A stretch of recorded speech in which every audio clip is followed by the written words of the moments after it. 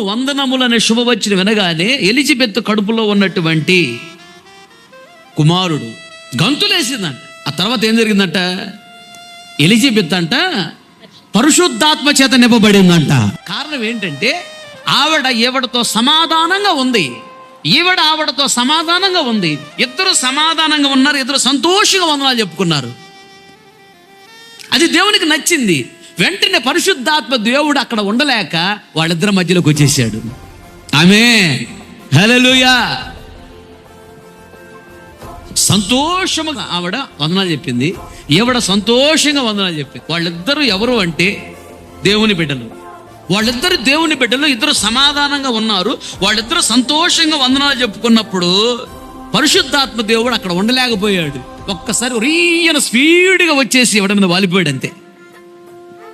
వాళ్ళ సమాధానాన్ని చూసినప్పుడు సమాధానకర్త అనబడిన పరిశుద్ధాత్మ దేవుడు అక్కడ ఉండలేడు.